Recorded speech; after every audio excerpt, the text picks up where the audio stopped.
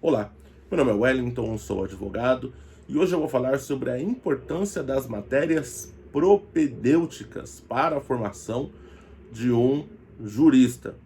Mas antes, peço que você se inscreva no canal e dê aquele curtir, porque isso ajuda o crescimento do canal, bem como estimula a criação de conteúdo. O que são as matérias propedêuticas? A palavra propedêutica vem do grego propedeutikos, e se refere à instrução. Olha só. E as matérias propedêuticas nas grades de formação do curso de Direito, elas são matérias como Sociologia do Direito, Filosofia do Direito, História do Direito. Alguns ali colocam Direito Romano. Eu, por exemplo, não tive Direito Romano, tive que buscar fora. Um dos livros que fica desde já recomendado é o livro A Cidade Antiga, de Fustel de Coulanges. Acho que se pronuncia assim, é Fustel de Coulanges, que se não me engano é francês. E é um livro bacana. Também tem outros livros de direito romano também, que ajudam na orientação, né, daquele estudante que virá a ser um jurista, seja advogado, seja promotor, seja defensor público, juiz, enfim. Independentemente da carreira, a formação de um jurista tem que passar pelas matérias propedêuticas. Hoje na magistratura, se não me engano no ENAM, eu não estudo para magistratura, na verdade não estudo para concurso algum, eu amo advogar, mas tem que estar ligado, né? Eu sei que já estão, além de terem inserido, estão fazendo um esforço para obrigar os candidatos à magistratura a estudarem essas matérias mais, vamos dizer assim, humanas, né, mais vinculadas aos direitos humanos, matérias de humanidade, formação da cidadania, conquista de direitos e tudo mais. Está tendo um esforço por parte do CNJ para a inserção de magistrados com uma formação humanística mais sólida. Não sei se isso basta, a minha opinião é de que não, mas isso é papo para um outro vídeo. O perfil de magistrado. Mas o fato é que está tendo um esforço, e o que demonstra a necessidade dessas matérias para a formação, pelo menos, de uma mentalidade mais crítica em relação ao direito, à aplicação do direito. E quais são essas matérias? Como eu já mencionei, sociologia, filosofia do direito, etc. Mas qual a necessidade dessas matérias, além de uma formação humanística sólida? E por que é preciso fazer uma provocação sobre isso? Porque não adianta você ter uma formação humanística se você é uma pessoa preconceituosa, se você é uma pessoa racista, se você é uma pessoa com tendências fascistas, de nada vai adiantar. Você vai ali decorar, e essa é uma das críticas que eu faço, por exemplo, ao ENAM, você vai ali decorar meia dúzia de conceitos, meia dúzia de eventos, de aplicações teóricas, mas isso não vai mudar quem você é. Mas a importância disso para o estudante de direito, e não para aquele cara que já está formado e vai prestar o concurso, é que presume-se que ele entra na faculdade com uma tábula rasa. Não foi o meu caso, graças a Deus, eu sempre gostei de ler. Então, quando eu entrei, vi sociologia, vi filosofia, na verdade só tirei de letra, sem precisar estudar muito, né? Mas ali uma verificação sobre aquilo na prática jurídica, né? No universo jurídico. Mas eu já tinha familiaridade com pensadores como Rousseau, Montesquieu, né? Ali do contrato social, Thomas Hobbes, conceitos ali de guerra de todos contra todos, enfim, teoria do conflito e tudo mais. Já tinha essa familiaridade, então tirei de letra. Mas muitos alunos não tinham, muitos alunos não viram isso nem sequer no ensino médio nosso, que é, enfim, não preciso nem dizer, os índices de educação falam por si, como que é a nossa formação na escola pública, até mesmo na escola privada. O cara não sai dali familiarizado com John Locke, com Voltaire, com, enfim, uma gama aí de pensadores do iluminismo, do liberalismo, do anarquismo, do socialismo, enfim.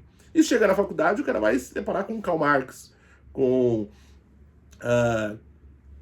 conceitos como luta de classe, conceitos como materialismo histórico, materialismo dialético, e o cara fica naquela e fala, nossa, como isso é entediante, né? O cara vai ver a dialética hegeliana e fala, o que isso vai importar para o direito? E na verdade o direito, de certa forma, na prática, ele é isso. Por exemplo, né? Você tem uma uma petição inicial, você tem uma contestação e dali você vai tirar um resultado. Isso é dialética pura.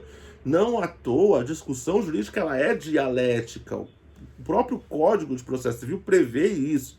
Prevê lá nos artigos, se não me engano, 437, por exemplo, que ao haver a juntada de documentos ou de manifestação, a outra parte tem que ser dado prazo para ela se manifestar sobre o conteúdo do documento, sobre a manifestação. É dialético. Ainda que tenha passado prazo, ainda que tenha passado, por exemplo, oportunidade de réplica, de contestação, se a parte juntar um outro documento, a outra parte tem que ter oportunidade de falar, não é só contraditório, aliás, o contraditório tem origem na dialética. Olha que legal isso.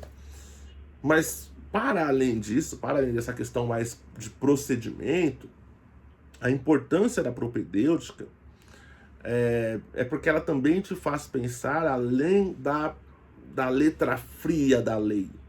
Além do 1 mais 1 é 2, tá certo?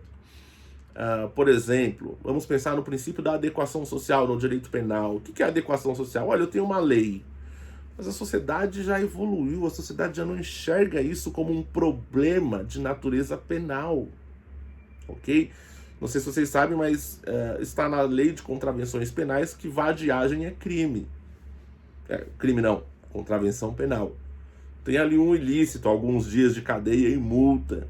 A pessoa que, tendo todos os meios, não prover a si mesma, comete ali a infração penal de vadiagem. Vai sair um monte de gente correndo agora aqui do canal, né? Vejam, vadiagem é desemprego? Não, né? É diferente. O vadio é aquele que nem procurando emprego tá. Mas eu te pergunto, isso é um problema de natureza penal? Isso é um problema que deve invocar a lei penal? Deve provocar uma sanção de restrição da liberdade? Ok? A sociedade já evoluiu. Nossa, mas tem a previsão legal? Tem, mas a sociedade já evoluiu. A sociedade não enxerga isso como um problema de natureza penal. Ou seja, aquela lei está ultrapassada, não está adequada socialmente aos tempos atuais. Princípio da adequação social, tá certo? Daqui a pouco vai ter político falando, bom, então eu vou ser corrupto mesmo, porque a sociedade aceita e tudo mais. Não, não vai por aí também. A sociedade ainda rejeita isso, apesar de continuar elegendo gente corrupta. Não significa que a corrupção deixou de ser crime, tá, galera? Daqui a pouco vai surgir os oportunistas aí. Mas vocês entenderam que sem, por exemplo, a capacidade de analisar uma norma jurídica no meio social, uma sociologia jurídica, você não consegue pensar o princípio da adequação social. Recentemente, o Supremo Tribunal Federal, num erro, ao meu ver, violando esse princípio da adequação social, disse que não se podia utilizar como tese de defesa no júri, e eu vou argumentar, porque eu discordo disso, a ideia da legítima defesa da honra. Eu rejeito a legítima defesa da honra.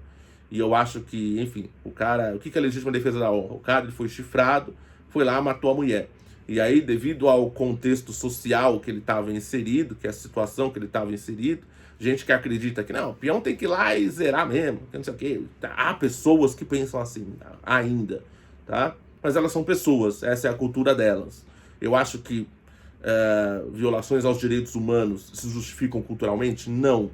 Mas ainda é a cultura dessas pessoas. E o que eu acho, enfim, não deve se sobrepor à realidade delas, que aquilo é a verdade delas, tá certo? Assim como para um crente, a entidade de religiões de matriz africana é demônio. Para eles é uma entidade de luz, é um ser que auxilia e tudo mais, cada um com a sua verdade. E não posso ser eu o arrogante de dizer que aquele está errado. Esse é o meu argumento. Tá? Eu rejeito, eu acho que aquelas pessoas deveriam ser adestradas, deveriam ser ensinadas, educadas, mas, né, o pessoal católico pensava isso, né? Vamos catequizar os índios, tá certo? Olha esse pensamento, olha o conflito disso. Olha como você tem que ter uma pegada de crítica, uma pegada filosófica, de raciocínio, para você contra-argumentar essas posições. E o STF disse que não se podia argumentar a legítima defesa da honra. Mas por que se argumentava a legítima defesa da honra? Porque naquele contexto, essa defesa fazia sentido. Para aquele meio social, essa defesa fazia sentido. Então o advogado invocava a legítima defesa da honra, convencia aquele corpo de jurados daquele meio e o cara era absolvido. A mesma coisa, né, acontece hoje, por exemplo, quando uma mulher, devido a esses avanços do feminismo e tudo mais, ela se rebela contra um marido abusivo, ela mata esse marido abusivo para acabar com esse ciclo de abusos, desculpa, não tem como condenar essa pessoa. Não tem como um corpo de jurados dizer que não era justificável aquilo. Havia meios? Havia, mas muitas das vezes as instituições falham. Muitas vezes há mulheres que já fizeram várias denúncias e não aconteceu nada. Então ela foi lá e ela deu cabo da vida do peão. Adequação social é crime? É crime. Mas não só a adequação social, mas ali, eu estou falando de rito de júri, mas é uma questão mais técnica. Mas o júri, por exemplo, tem a liberdade de, por clemência, absolver a pessoa. Ela cometeu o crime existiu, ela está convicta de que ela cometeu foi um crime, mas a razão dela gera a clemência dos jurados, a compaixão dos jurados, e ela é absolvida. Ok? Recentemente o caso de um rapaz, que o cara abusou da irmã dele, ele ficou preso um tempo, ele saiu da prisão, foi lá e pimba no cara, zerou o cara. Foi absolvido pelo corpo de jurados, tá? E se você não tiver o ensinamento, se você não estiver municiado desses instrumentos de análise do caso à luz de uma crítica sobre a ótica de uma sociologia jurídica, de uma filosofia jurídica, filosoficamente o comportamento ele é aceitável, além de sociologicamente, filosoficamente esse argumento ele é válido ou não, ele respeita a lógica de silogística, olha para onde a gente vai. As propedêuticas são extremamente necessárias para a constituição de um jurista capaz de raciocinar juridicamente. Então, quando eu vejo, e eu via na faculdade, eu ficava muito triste com isso, mas enfim, dane-se, é melhor para mim que eles sejam meus concorrentes mesmo. Gente na aula de filosofia do direito, nossa, que saco. Nossa, que merda. Né? Gente na aula de sociologia jurídica, para que eu vou entender isso? E eu ficava, isso, continua, vai. Eu que não entrego minha causa na tua mão, tá? Gente na aula de argumentação jurídica, e o professor era ótimo. O professor era ótimo, um senhor, cabeça branca assim, com uma fala mansa, né?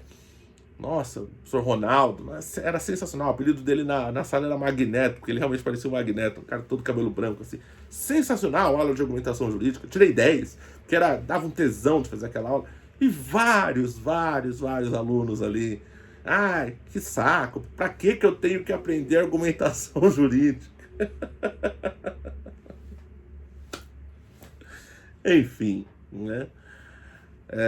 Então, acho que deu para entender a importância de se respeitar e se compreender essas matérias e a importância que elas têm na formação de um jurista, de um advogado, de um promotor de justiça, um defensor, um juiz que vai atuar com qualidade. Eu acho que sem entender essas matérias, se respeitar essas matérias, entender para que elas servem e se orientar a partir do que você aprendeu ali, com o seu pensamento crítico mesmo, mas com aquela base, eu acho que sem isso não dá para constituir um profissional do direito de qualidade. Tá? Esse é o meu pensamento, essa é a minha visão. Pode parecer um tanto tradicional, mas tenho certeza que não é. Tá? Muito pelo contrário. Porque essas matérias permitem que você faça um raciocínio crítico, tenha um pensamento crítico e vá evoluindo com a sociedade, fazendo as suas reflexões. Então não acho que seja uma coisa tradicional de quem está parado no tempo. Pelo contrário, é para alguém que quer se permitir adequar-se aos tempos futuros e ajudá-los a construir também.